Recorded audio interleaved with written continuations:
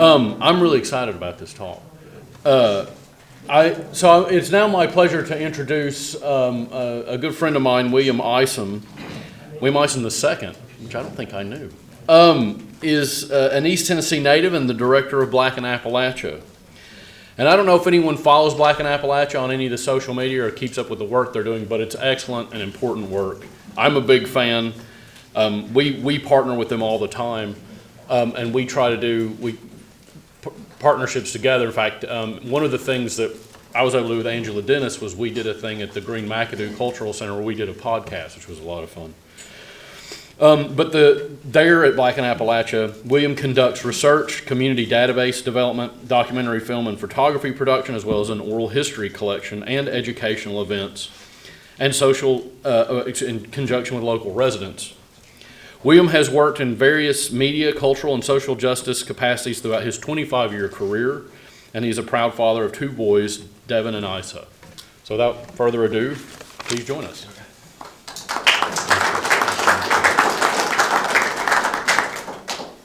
Good morning.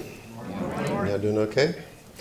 I am not a Civil War scholar, so I don't know how I got roped into this, but you guys, I'm going to take you on a journey with me. My interest in the Civil War is primarily the point after which my family members or ancestors were finally fully listed as people with full names and families, and they were able to build churches and schools and develop their own future and leave if they wanted to, right? And so there's a designation that was, let me see if I can find her name, a scholar that wrote, Laura Lee Kerr, wrote Bondage on the Border, Slaves and Slaveholders in Tazewell County, Virginia. She wrote that in 2011, and she talks about the difference between a slaveholding society and a slave society. And I think for most of East Tennessee, it was not a slave society, meaning it wasn't completely dependent on slavery, but without the enslaved people, it couldn't function as it was. The economy wouldn't work. But what you find politically and socially within the power structures of East Tennessee, those people were the primary slaveholders in town often. So I'm going to talk about my journey with this young lady here, Mary Lee Chesnutt, also known as Doll. She was born and raised in St. Clair, Tennessee, or Whitesburg, or then Russellville, Tennessee, and so that's where she grew up at. And I'm going to talk about my journey with her into and out of enslavement, and I'm going to take y'all with me. Just kind of give you a snapshot here about what enslavement looked like, or people of color looked like in Hawkins County in 1860. There were 194 free people of color, 3 individuals in St. Clair, which is the community I'm going to be talking about. If y'all don't know where St. Clair is, it's between Whitesburg and Rogersville. I don't know if that helps. But there were also, there were Baileys, and if you know anything about studying free people of color in the Appalachian region, their Baileys are everywhere. They're in western North Carolina, they're in southwest Virginia, they're in eastern Kentucky. So I've not gotten to the bottom of it, but whatever happened, somebody let the Baileys loose. And then there was the Rosses, which Rotherwood Plantation, Ross manumitted his enslaved people, and so you had all these free people of color with the last name Ross. Hale which was really interesting because Hale was also the surname of one of the largest slaveholders in Hawkins County. Goings, which were free people of color these were folks that were never enslaved in Hawkins County. Manus and Haynes. Just kind of give you a snapshot. That's 194 free people. And then the enslaved people in 1860, you had 1,893 enslaved people held by 320 enslavers. And you can see some of the top slaveholding names, Kyles, and these are combined names. So these are a combination of all the Kyles, all the Lyons, all the Phipps.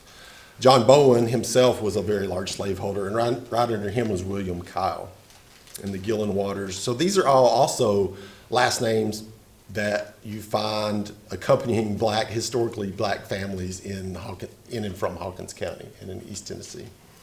So, and then you can see there the Chesnutts, the Netherlands, and the Hales. There were 3 Chestnut slaveholders, Rodham, Thomas, and Samuel. But you also, with those surnames, you also can cross-reference those slaveholding surnames to U.S. colored troops that showed up in Knoxville. So you can see there Lyons, Gillen Waters, Kyles, Galbraiths, which wasn't on the top of the list, but they were in Mooresburg, Tennessee. And so it's interesting how, because I know very little about the Civil War, so I've fallen into the minutia of trying to track down random soldiers. I don't know how y'all do it, but I don't have any hair, but I wanted to pull it out. So yeah, I commend you for the minutia that you wade through to find nuggets of information. But you can cross-reference those. But I'm going to be talking about my journey into finding my folks into enslavement. No Chesnutts showed up in Knoxville. No U.S. colored troop Chesnutts showed up in Knoxville. So my first kind of step into this journey, particularly around my Chestnut folks, was, and I had always said, like, in doing research of black families, like, you always want a slaveholder to die. Generally, you want a slaveholder to die, if maybe by typhoid or dysentery, but in this case, he died from old age. And in the Hawkins County archives, I found the will of Samuel Chesnutt as I was looking around, and I saw one Negro man, Lilburn, and one Negro woman, Lydia. And I had already known that Dahl's dad's name was Lilburn, right, in the census record. And I'd seen Lydia also in 1870, which is the first census where black families are listed with full names and ages and family groups. But there was no proof. Like, I couldn't prove who Lydia was. And so I came across this will in the Hawkins County archives, and I just kind of sat with it for a while. I was like, oh, okay, so there they are. And one of the things that's really important is once you can find the property, the white land slaveholder, then you can find all the other information. So before you find them, you're at a dead end oftentimes, because these people aren't going to, Lilbert and Lydia oftentimes aren't going to be listed without reference to Samuel Chesnutt. So the Chesnutts came over from Samuel, and Rodham came over from Sampson County, North Carolina. Lydia, she was born in 1795 in Tennessee, a year before the state was created. But they come over from Sampson County into Hawkins County, and there's a wall, and I mentioned that the 1870 census because there's a wall that black families doing research call 1865, right? Before emancipation, 1865 or 1860. I would like to propose that there's another wall, and I would say that the other wall of research is 1795, and that's oftentimes around the age of the oldest person that you're going to find in the 1870 census. Does that make sense? So 1795 is another wall that I propose for researching black families to get back to. And that's Lydia's age. And so after I was able to locate the slaveholder, I found his Southern Claims Commission application. He didn't file it because he was already dead. But the thing that was really interesting to me about this was not necessarily the claim, but that Lilburn was listed as, he testified on behalf of his late slaveholder, Samuel Chesnutt, in regards to Gerard's command was there. And he said, Lilburn said he didn't know whether it was before or after the Battle of Big Springs, but the Gerard's command was camped nearby and they were on their way to Knoxville. So that's what he knew. So do y'all know what all that means? Because I don't know what any of that means. I was able to find not only this, which I thought was really impressive because I didn't know that black folks were allowed to give testimony, especially during this time. And so understanding that black folks were able to give testimony in the Southern Claims Commission reports was a really cool discovery for me. And more importantly for me was seeing this, which is Lilburn's testimony that gave detailed account of what was taken and what the measurements and cost of everything was. It said the crop in said field would have produced 30 bushels per acre on average. The crib referred to measured inside 23 feet by 4 feet. And so he gives all this very specific detail about what was taken and the amount of it that it would have produced, which led me to understand that Lilburn had a firm understanding of the working economy of the farm, right, of the Chesnutt farm. And, in some other accounts, it's like, well, these are the people that kept these places running. The next step was my cousin Stella Gudger had developed a museum in Rogersville, Tennessee called the Price Public School and Swift Memorial Institute Museum. And I was sitting in there and was leafing through a book and I was bored. I was like looking through a book and saw mention of this house, which was it says the Chesnutt Rourke House. So I've made these steps, right? I'd found my ancestors listed in the will as property. I'd found Lilburn's testimony in the Southern Claims Commission about the property that they were on. And then I see this picture and I'm like, I think I know where that's at. And so I drove out there and lo and behold, the house is still there. It's like a century farm. It's they're the first families. They've got all the documents. And so I went and knocked on the door and nobody answered. I left a note in the mailbox. And so every now and then when I drive by, I'd go knock on the door, put a note in the mailbox. I think after a while they got tired of me. And so he called me and it's still in the family. And they contacted me and said, yeah, well, okay, we'll arrange a time to meet. And so it was me, my dad, my son, my oldest son, and we went out there. I was like, okay, I don't know what I got y'all into, but let's go see. And the thing that I had wanted in reaching out to the owners of the house was to see if they had anything. Like, do you have any photographs? Do you have any additional information about my family? Because we didn't have any photographs except for later on. And they did. They gave me this photocopied, this is my transcription of it, My Life and My Work by Reverend Farrell Lee Cobb, which was edited in 1989 by his descendants. And in there it had a section about Lilburn and his wife, Aunt Hannah. She was a Cockerham. And so I was like, holy shit, all right, here we go. And so this provided really important information about the actual human being Lilburn, as opposed to census records or being listed as property in a will, right? Yeah, I'll get into that, but this was really huge for me. And in this, it talks about, so Farrell Lee Cobb was from the Cobb family, and Lilburn and Lydia, after Samuel Chesnutt's death, were sent to go live with the Cobbs on the river. Captain Cobb, I think Cobb was a big Confederate guy he was a Major Cobb, I think was who he was.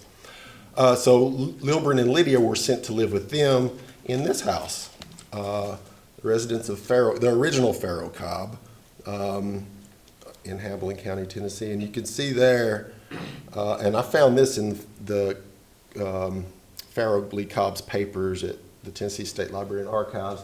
You can see there's at least 2 people of color here. This lady looks like she's got a shawl on, and She looks like a white lady to me, but so they're there. I don't know when this photo was taken, but you know, is this one of my ancestors? There's no way to tell, but there's the house nonetheless. And so you can see how these and you guys know this, you study history, one thing leads to another, right? And you might not find anything for a while, but you keep plugging at it and eventually you'll be able to suss out a more robust story. And so just to kind of give you some kind of context, there's Cobb Ford and there's St. Clair. Cobb Ford was where they crossed the river there on the Hawkins County, Hamilton County line north of Three Springs. Kind of north, it's not too far from Russellville, north of Russellville. But eventually it's called Cobb Shoals, and there's Cobb Island, Cobb Shoals now because they built a bridge across the river. But yeah, I found this, and I also found his drafts of that memoir that he wrote. And this talks also about their slaveholding, that once he started doing research of his father and grandfather's slaveholding, he was surprised to learn that the sheer amount of slaves that the Cobbs owned up in Rocky Mount and down in Hawkins County, Tennessee. And it says here that my grandfather, Jesse Cobb, his slave owning days were over after he went security for a friend, Jim Anderson, for a large amount, $10,000. Jim failed, and Jesse took his slaves south to South Carolina and sold them to help his friend to redeem his honor. So, yeah, even the author, the grandson and son of Jesse and Pharaoh Cobb didn't know the extent of the slaves that they held, which I thought was really surprising. There was continued kind of anecdotes in here that helped flesh out for me the life of Lilburn.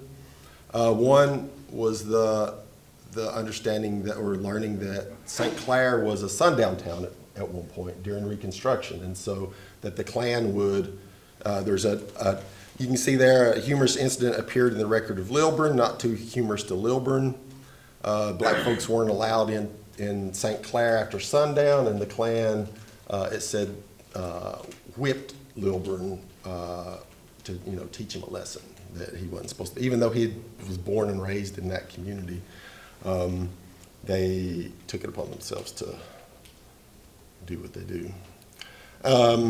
And there's also some really interesting information that it says that Lilburn's father was a Chesnutt, which one I do not know. He had more of the characteristics of a white man than a Negro. So most of the time, like all of my enslaved ancestors were the product of the slaveholder and the enslaved woman. So this wasn't unique, but the more I dug into it and found some of the handwritten notes, this one was really interesting because this didn't make it to the final draft, but you can kind of see that it said,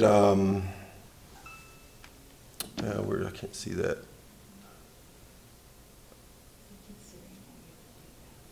But I could skip ahead anyway. But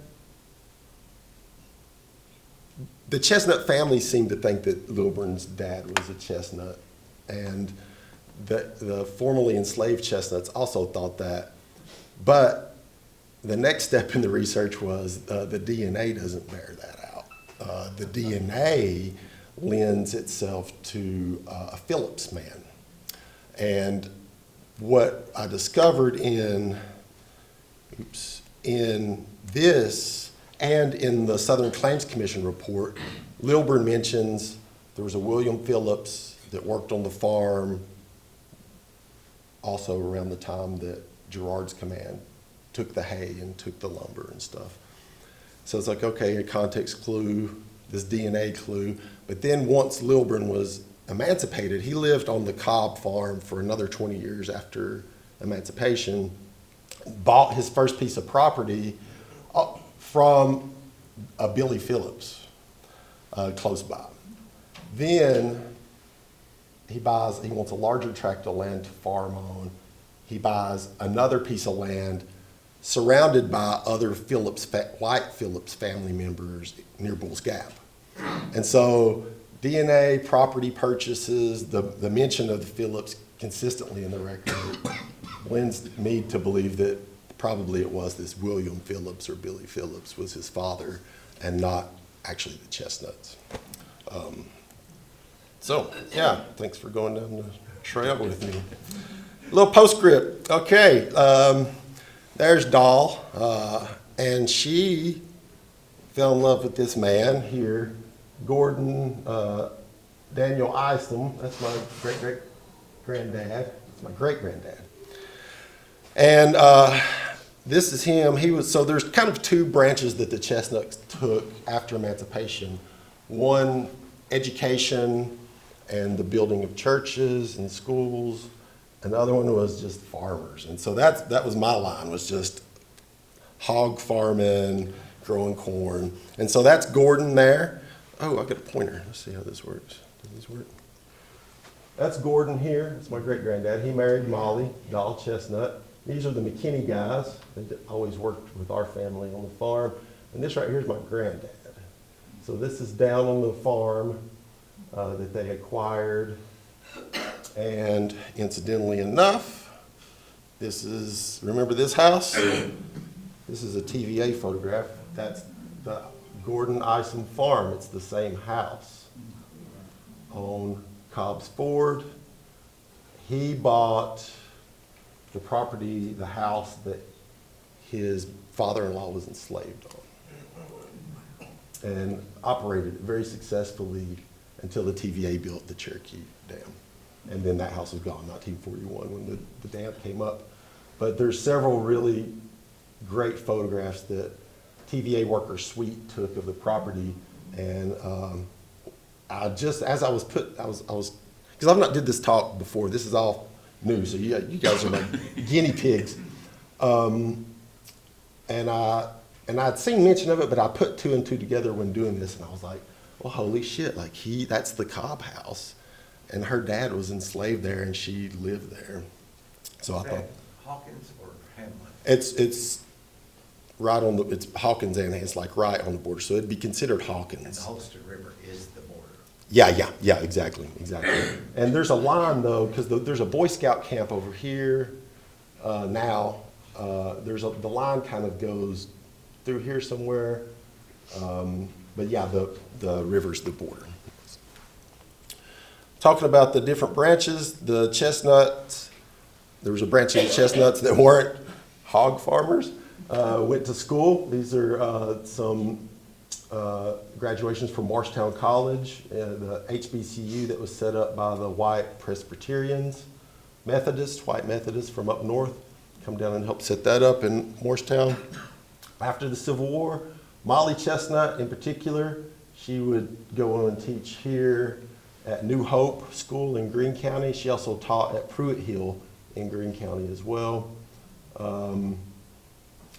Okay, now here's another dilute. How much am I on time? I'm fine. I'm running out of material. I'm gonna have to sing for y'all. So here's something kind of take you down a rabbit trail a little bit. So this is these Irvin guys showed up in Knoxville from Burke County, North Carolina, and those of you that study battles and wars, I think that they may have came up from Burke County after it was Captain Kirk, not from the Star Trek, but Captain Kirk went down and destroyed Camp Vance near Burke County or in Burke County, and I think they may have came up when he came back to East Tennessee with the Union troops. Speculation. Somebody that's smarter than me might know that.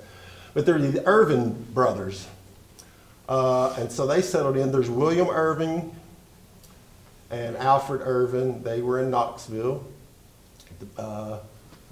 First heavy artillery, U.S. colored troops. Alfred had a son, Willie Nelson. William Nelson Irvin, who joined the Buffalo Soldiers. He's there, he's number 39. And this is from the, we went to the Library of Congress to find these things, but he, so you had these Irvins that came in. There was a few formerly enslaved Irvins in Hawkins County before the end of the Civil War, and I think that they also might have came over from the same area, Burke County, North Carolina. And I'm going to tell you why I'm mentioning all this. Willie Nelson was born and raised in Rogersville before he went off to the Buffalo Soldiers. But the Irvins married in with the Chesnutts after the end of the Civil War, and they were really fond of the name William. So I don't know if this William was a very upstanding man to look up to with his service, but this William was a wild dude. Like, he was out west doing all kinds of stuff. So I don't think that they were naming their kids after this William. You find various iterations of William and the names of the women in the Irvin family. This is Willie V. Irvin. That's she's from where I'm from in Whitesburg, Tennessee. She taught my uncle and my dad, actually. And then her sister, Willard Irving. But these women were teachers in and around Hamlin County in Whitesburg, Tennessee. And Willie V. Irvin had a paddle with holes in it, and she'd beat the hell out of him. Willie V.'s granddad also served in Knoxville, 1st Heavy Artillery. And so they also, after all was said and done, they set up churches all over the region and helped set up schools. This is Irvin's Chapel near where I live at in Whitesburg. It's no longer standing.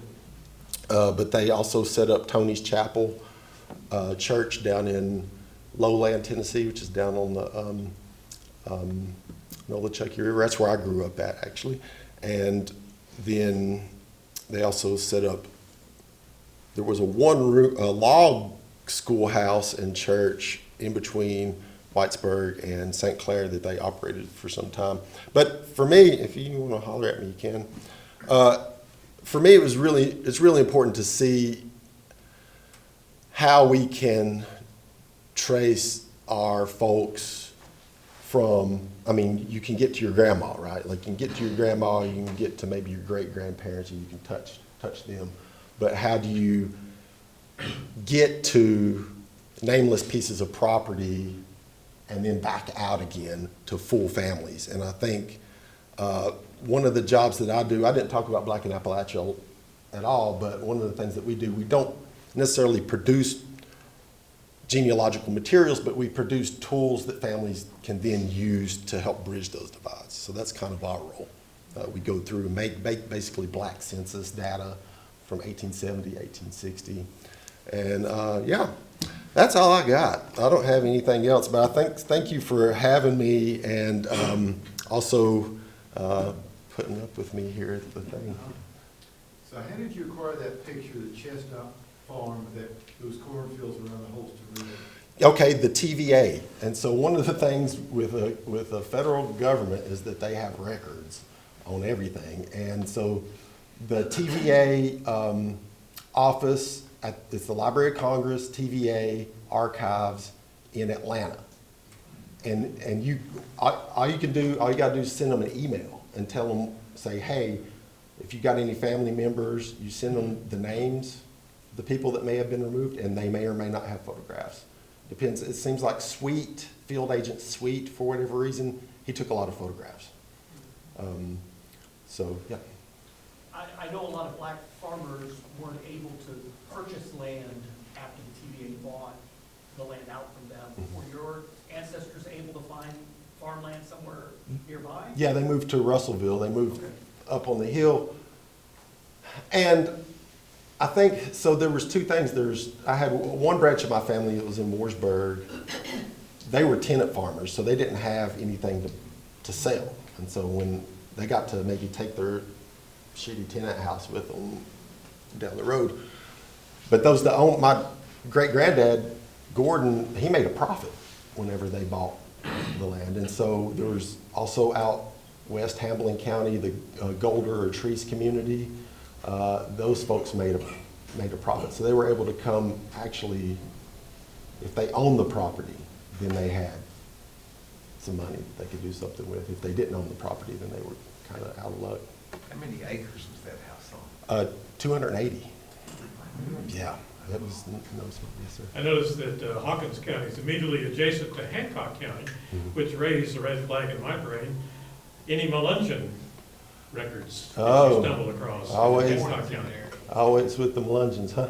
Going, Yeah, Goinses. Yeah, well, the free people of color in 1860, most would have been those Melungeon-related families, and so, yeah. In your experience, was there very much interaction between the Melungeon folks and the enslaved folks Well, before or after the Civil War?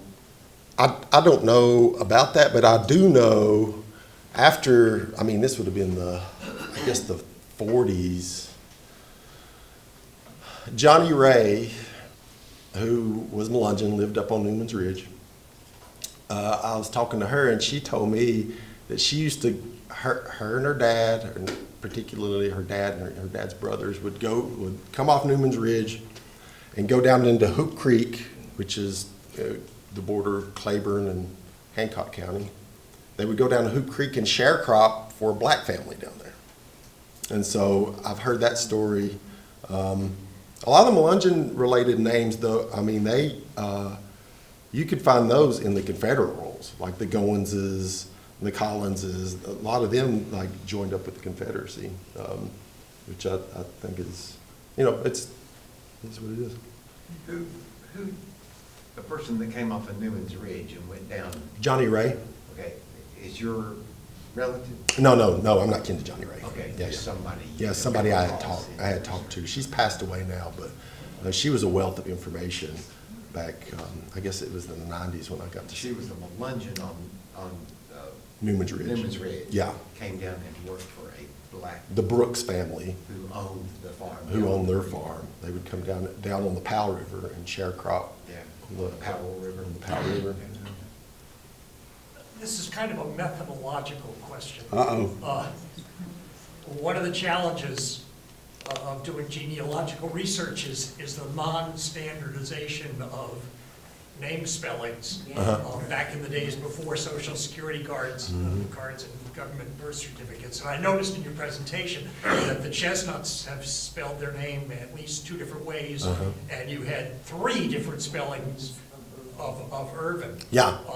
And so I'm interested in how, under these circumstances, one ascertains that, this person really is the same as that person. Yeah, it's difficult. I'm dealing with Bickerstaffs right now. I'm trying to make my way through some Bickerstaffs, and it's spelled all sorts of ways. And yeah, you just have to match up birthdays, and if it don't match, then you can't say that it's that person. So I think you guys have a bucket, right, where you find something, you're like, I don't know, and you just kind of set that over there, and you're like, oh, I think it's in this junk drawer of information. So just kind of do that.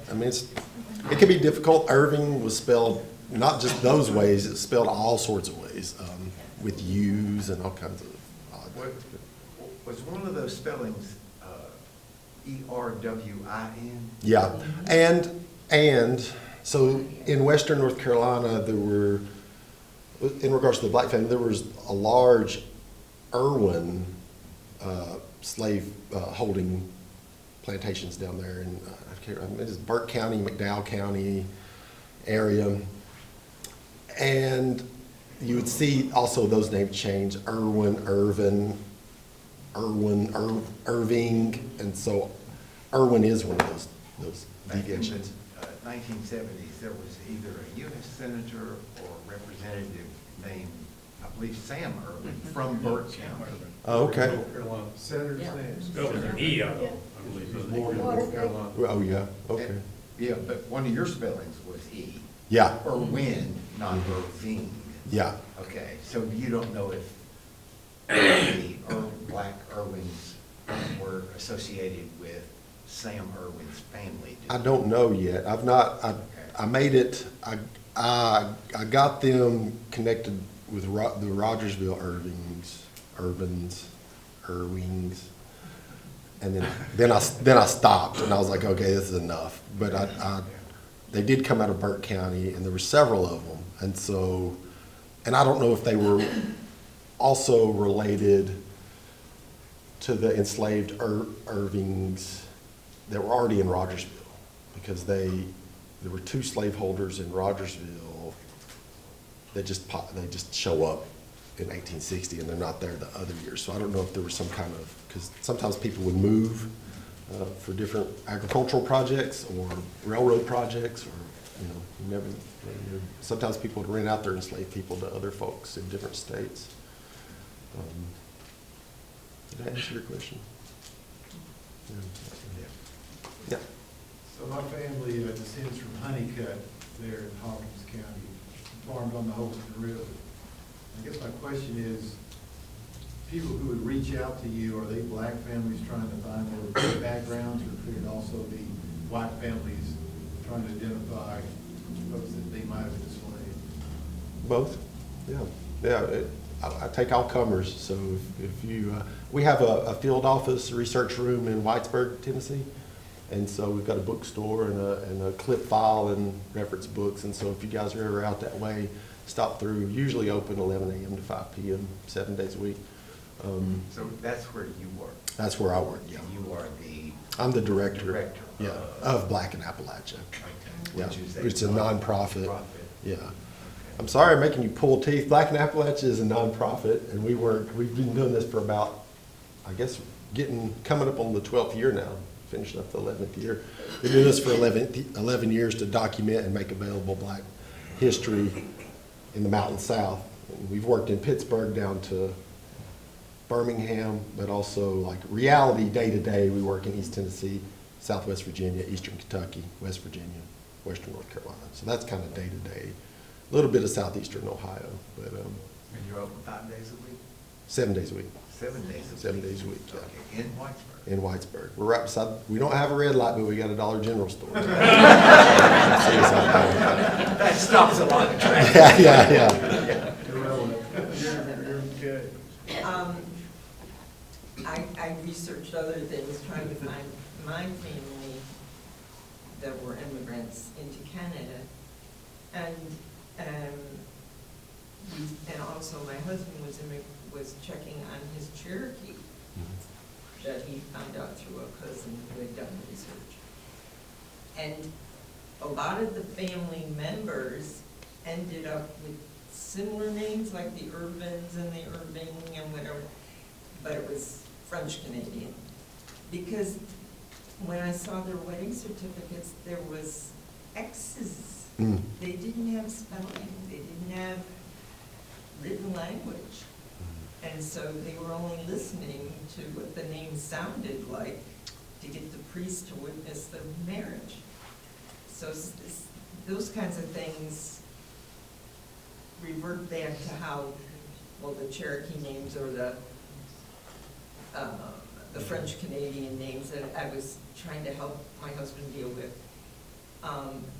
And my kids, and we were doing research.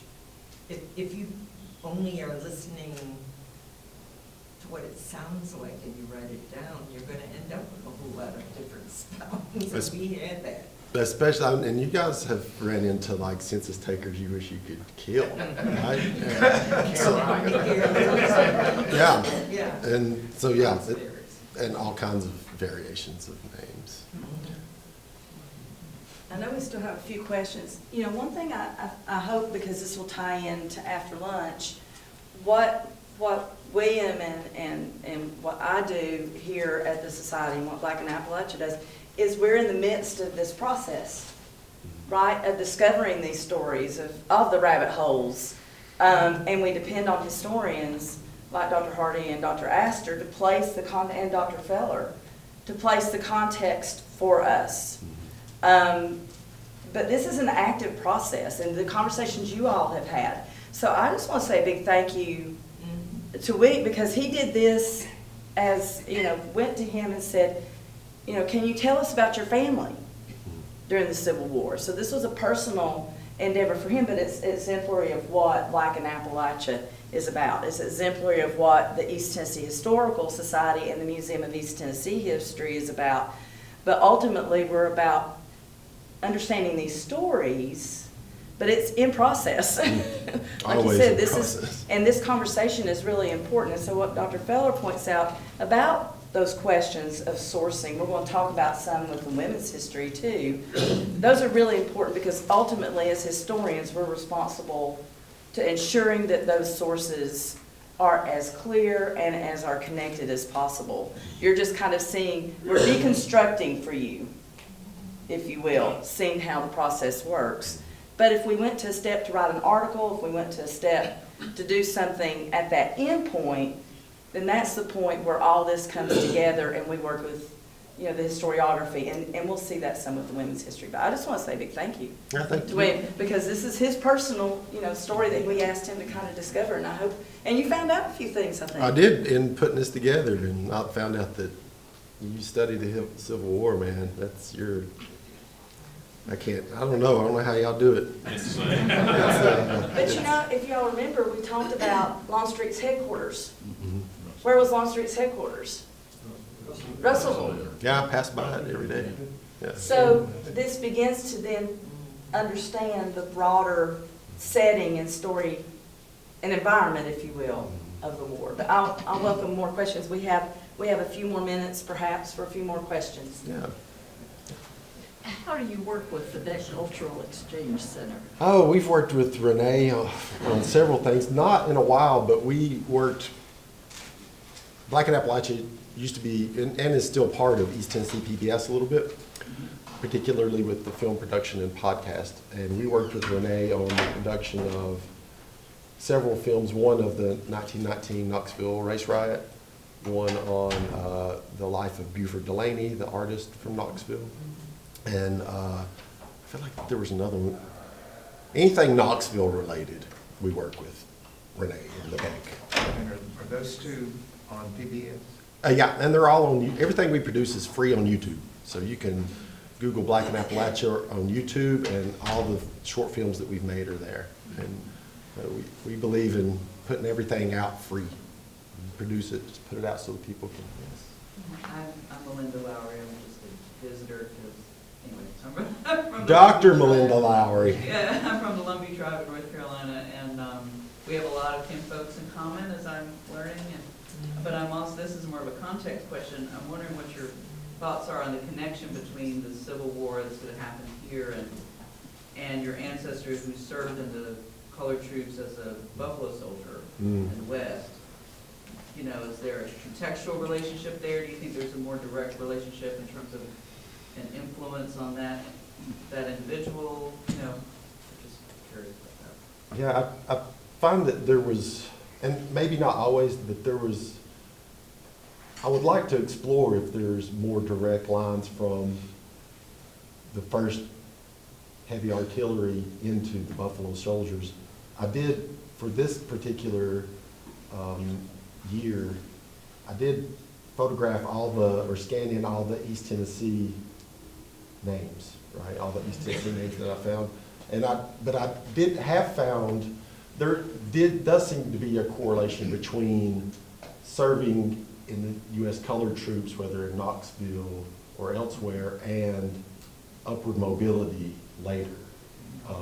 Even you'll find that even with black troops serving in the Spanish-American War. You find like those are the ones that oftentimes help raise money to build the schools or the churches. And yeah, so I don't know if that answers your question, but I want to learn more about that and that straight shot from the U.S. colored troops into the Buffalo soldiers and what that looked like.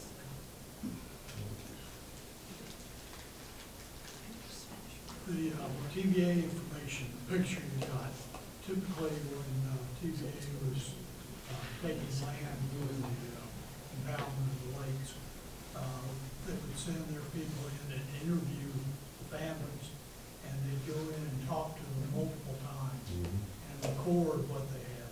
So there's a lot of written records as well, where the actual family members, relationships, their jobs, that might be additional information for you.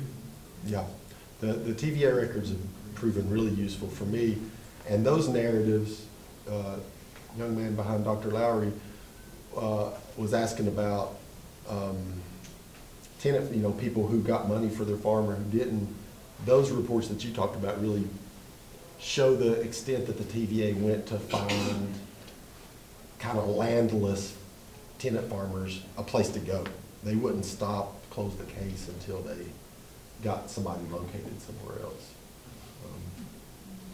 Yeah. Well, thank you so much. All right.